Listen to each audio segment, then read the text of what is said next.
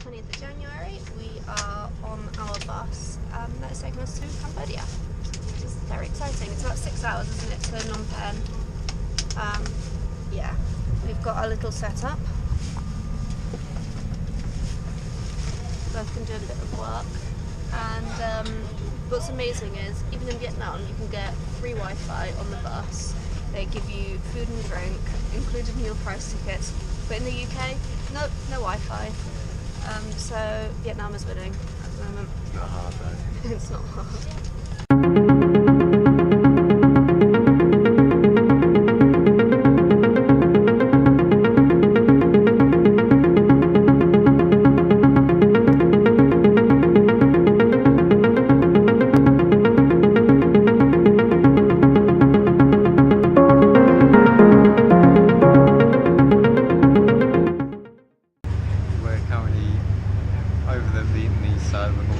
Sat in duty-free area and waiting to cross over to Cambodia. It's a bit of a funny process. So we got to the Vietnamese border to exit, and it's a bit of a free-for-all. Like our bus driver's got all our passports with our applications for Cambodian visas and stuff, and he hands them to the guy at the desk. But as we're all waiting, Cambodians and Vietnamese just come, they push to the front of the queue, they give their passports to the man at the desk. He just takes them one by one in no particular order, giving them back. So Danny went through about 20 minutes before I did, just because he just picked random passports to put through. So now we just stop for lunch for a minute at this place, and then we get back on the bus for about 2 more minutes, get to the Cambodian border, get off, and then hopefully we'll be just, plain sailing after that. Morning! It's our first day in Phnom Penh. We're waiting for a grab bike to take us into, not a grab, a tuk-tuk, to take us into the town. This is our hostel, and this is our new friend. Hey! Hey friend!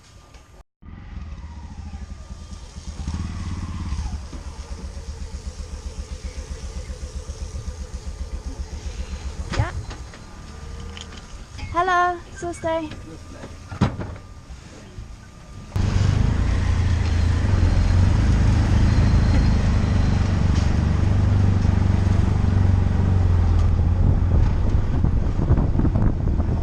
Got ourselves a SIM card sorted, and now we're really hungry.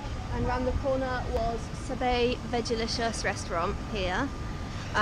This place hasn't been open very long. It's about just less than a year, I think, or just over a year. And previously the owners owned a dog meat business, and now they have completely changed, and with the help of some charities and some like-minded individuals, they've set up this completely vegan, plant-based restaurant. They're supportive of the environment. They have paper straws, and if you want to take away, then they have plant-based fibre plates and stuff, which is really, really cool. And so we're looking forward to eating their food. Yeah. Locally made tempeh.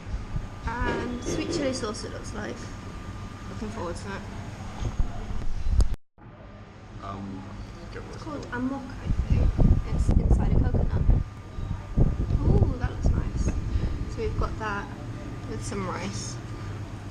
Looking good. This is the S21 Museum, and this used to be a secret prison where lots of people were brought and tortured. I believe it used to be a school before that. Yeah, before that. And apparently the Khmer Rouge, I can't remember how you pronounce it. Khmer Rouge, they were kind of very meticulous with how they documented stuff. So I think they've been compared to like the Nazis there. Like they have very kind of detailed documents of everything that they did. So I imagine this is going to be another fairly difficult museum to walk around.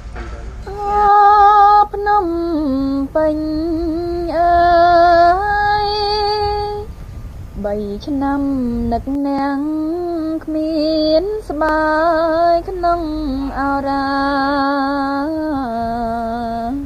ខ្ញុំឃ្លាតពីអ្នកចិត្តខ្ញុំខ្លោចផ្សាខ្មាំង ផ្ដាញ់ចេតនាអ្នកហើយនឹងខ្ញុំឃ្លានអ្នកចេញទៅអរាឈួរក្តៅសំដៅសងសឹកជូនណានាងសបញ្ជាក់នៅដួងចិនខ្ញុំភ្នំពេញដួងប្រលឹងជាទីស្នេហ៍ On our left it is the Royal Palace, so we're just going to find the entrance and hopefully we can do a little visit of the Royal Palace. So the palace closes for a few hours during the middle of the day and it reopens at 2, so we won't be able to go in right now, but we're going to have a walk around, maybe go to the river and then come back to the palace later on.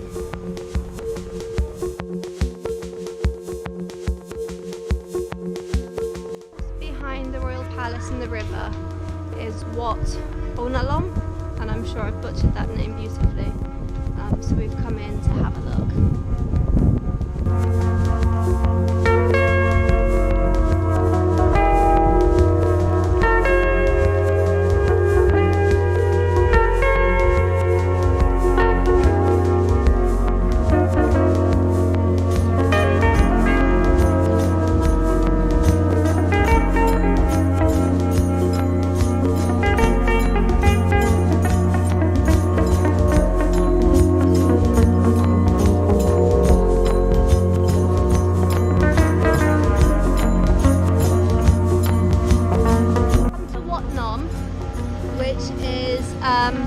A temple on the top of the hill behind me, and it's in the centre of the city, and I believe that Phnom Penh has been named after the hill here.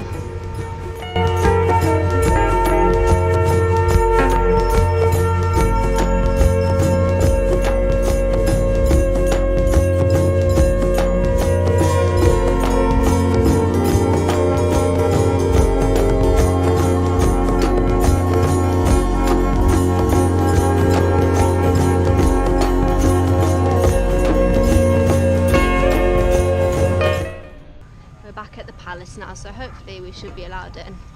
It's $10 a ticket, and I'm looking forward to seeing inside because it looks pretty grand from the outside.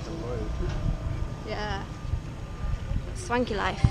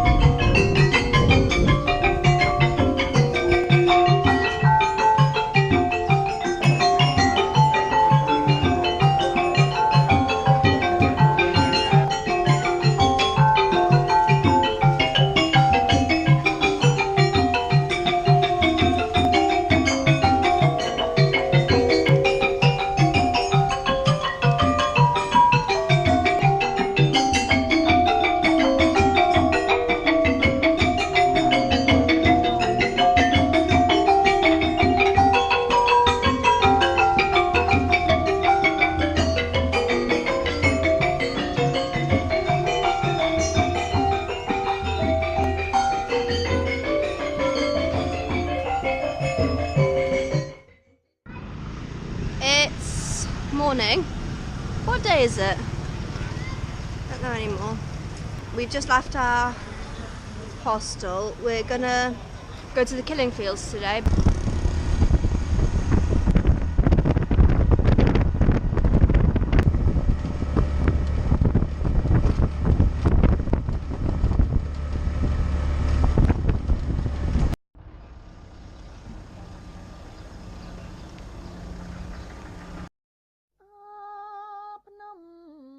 So we finished looking around the killing fields. It's kind of a weird experience always. Yeah. None of the buildings that used to exist here exist anymore because they were really bad structures, and also because people tore them down after the end of Khmer Rouge, you know, just out of anger and stuff. If you're walking around, you feel like you're walking around the garden, there's a lake and Yeah, but then trees. there's pits.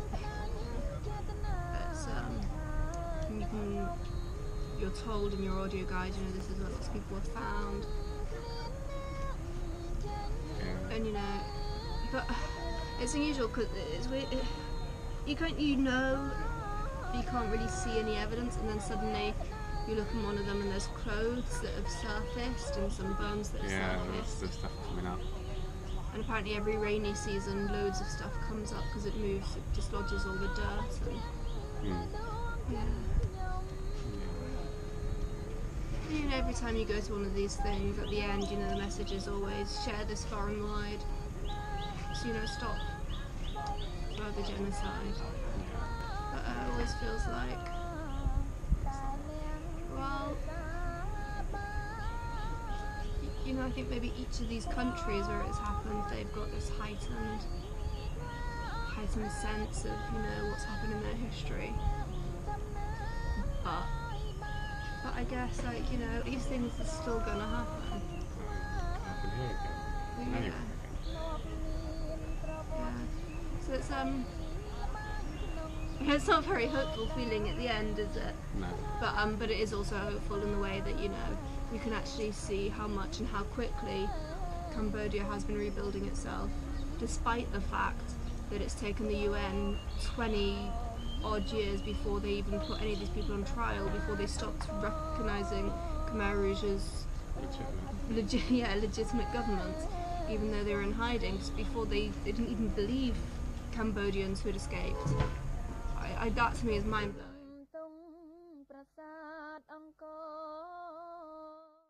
We've just come into Orose market. Apparently there's a couple of vegetarian food stalls here, and we thought we'd check out what else we could see.